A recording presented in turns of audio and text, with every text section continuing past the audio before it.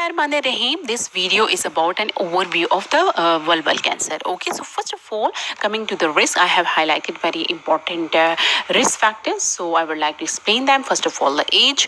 More than when the age is more than 65 years, it is very common. Okay, and peak age of incidence is 85 years, and 80% occurs in 60 years of age. So if when the age is above 60, then the incidence increases. Okay, lifetime risk is 1 in 293.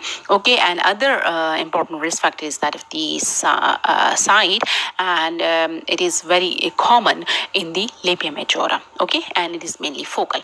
Okay, another point is about the type of the vulval cancer. 90% of the primary vulval cancers are squamous cell carcinoma. Okay, and less common primary cancers are malignant melanoma 3%, basal cell carcinoma 2 to 4%, carcinoma of the Bartholin gland 5%, sarcoma and sweat gland cancer. Now, among the risk factors, I would like to say that the differentiated vulval intraepithelial neoplasia, which occurs in the background of the lichen sclerosis, the risk of progression to differentiated vulval intraepithelial neoplasia is about 30%. So, lichen sclerosis is also a risk factor. The last is that of the HPV viruses of different types. Okay, 25 to 30% of the squamous cell carcinoma are associated with the high risk subtypes of HPV 16, 18, and 31. Precursor lesion is high grade squamous intraepithelial lesion or usual and classical undifferentiated type vulval intraepithelial neoplasia bacillide watery, and the risk of the progression of the high squamous cell intraepithelial lesion to the cancer is 9 to 16% in untreated cases and 3% in treated cases, and HPV related is seen in young and maybe multifocal. Okay, then in a woman where the vulval cancer is strongly suspected on examination, urgent referral to the cancer center, should not await biopsy. Then another thing is any change in the vulval epithelium in the postmenopausal woman warrants biopsy. Okay, now coming to the diagnosis. In the diagnosis, how would you diagnose the case? First of all, by doing the proper examination. Okay, and another thing is that the wide local excision is done when we have the small circumscribed lesion. Okay, so wide local biopsy with a clearance margin of 20 mm is sufficient. Okay, and when we have the area of the skin where there is a transition from the normal to abnormal epithelium, then what we do incisional biopsy. Excision of the lesion should be avoided where possible until the diagnosis is obtained, and it should be sufficient size, depth of more than 1 mm to allow the differentiation between superficially invasive and frankly invasive tumor. Okay, and another important point is about punch biopsy. For most lesion in the multiple punch biopsies should be taken from the edge of the tumor and should include some normal skin. Okay, case punch biopsy blade. Okay, now about the staging, I would like to tell you that staging is first focal, followed by the lymphatic, that is local inguinal, then femoral, then external iliac, then hematogenous spread. Okay, so initially it is for local and then it spreads to the other areas.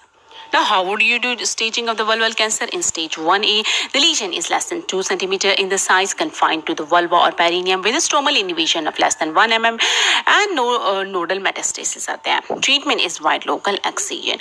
In 1B, lesion of more than 2 cm in size with a stromal invasion of the more than 1 mm invasion, confined to the vulva or perineum with a negative lymph nodes. Okay, treatment is by radical vulvectomy with bilateral lymphadenectomy, that is modified vulvectomy, and radical vulvectomy by triple incision with a tumor-free margin of 8 mm or more plus sentinel nodes procedure. If sentinel nodes negative, then the complete ipsilateral inguinofemoral lymphadenectomy must be done. If ipsilateral sentinel nodes is positive, complete bilateral inguinofemoral lymphadenectomy is recommended. Okay, so that depends upon the sentinel lymph nodes. If negative, then only ipsilateral inguinal femoral lymphadenectomy. If sentinel nodes positive, then bilateral lymphadenectomy is recommended.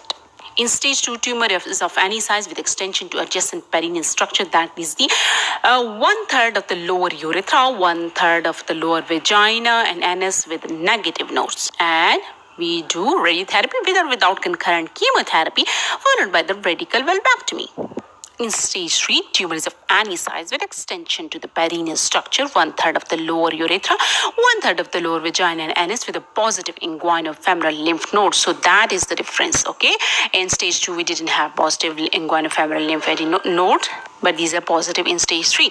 So what we do, radical vulvectomy first plus inguinofemoral lymphadenectomy plus adjuvant radiotherapy to the groin and the pelvis. In stage 3A, with a lymph node metastasis of 5 mm or 1 to 2 lymph node metastasis of less than 5 mm. In stage 3B, 2 or more lymph node metastasis of more than 5 mm or 3 or more metastasis of less than 5 mm. In stage 3, with a positive nodes with the extracapsular spread. In stage 4, tumor invades other regions like 2/3 of the upper urethra, 2/3 of vagina or distant structures. And treatment is by biopsy followed by primary radiation with or without chemotherapy. In stage 4A, tumor invades any of these structures like upper urethra or vaginal mucosa, bladder mucosa, rectal mucosa, or fixed to the pelvic bone, or fixed or ulcerated inguinofemoral lymph nodes. Treatment is biopsy followed by primary radiation with or without chemotherapy. If incomplete response to radiation, nodes may then be resected. In 4B, any distant metastasis including the pelvic lymph nodes. How would you investigate the case? Okay, investigation is by preoperative investigations, which include full blood count, serum biopsy, chest X-ray, and ECG. And women with advanced disease should have CT and MRI scan of the pelvis to exclude the pelvic nodal involvement.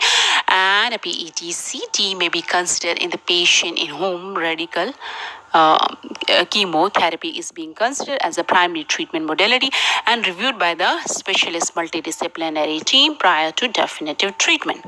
Now, some important points about management. In order to reduce the risk of the local recurrence, a tumor-free margin of at least 8 mm in the fixed histopathological specimen is required.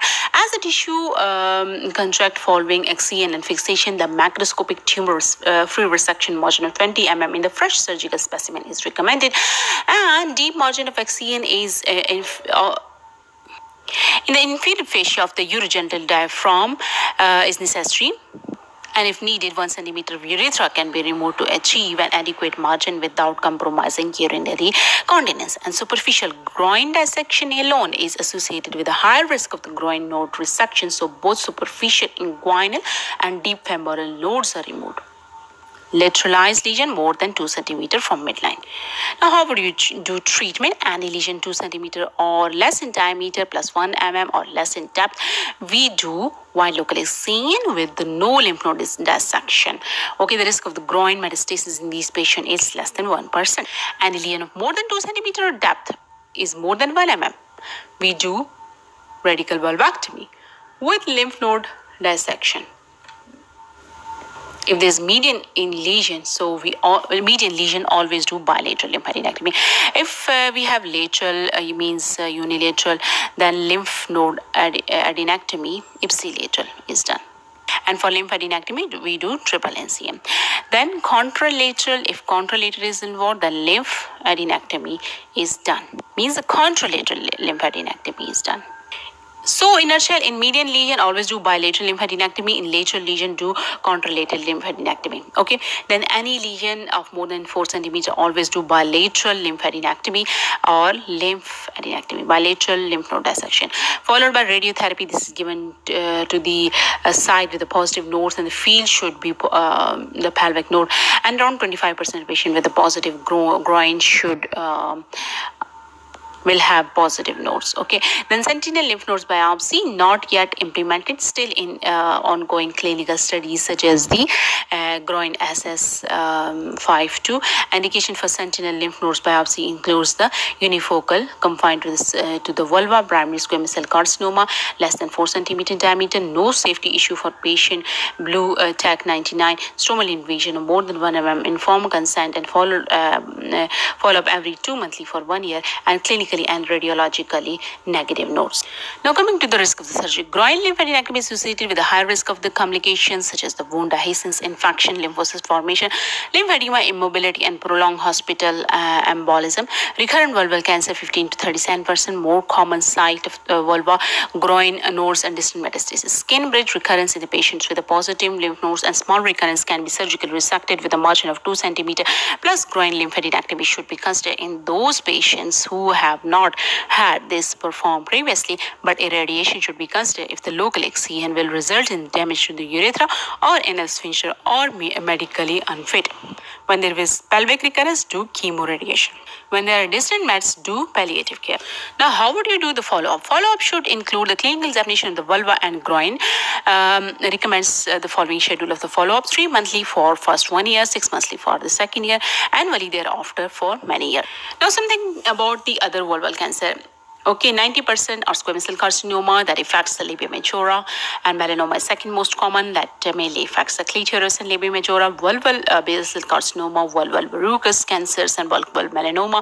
We do wide local excision of 1 centimeter margin and no lymph node dissection, and a plastic transformation has been reported with radiotherapy, and verrucous carcinoma is therefore contraindicated.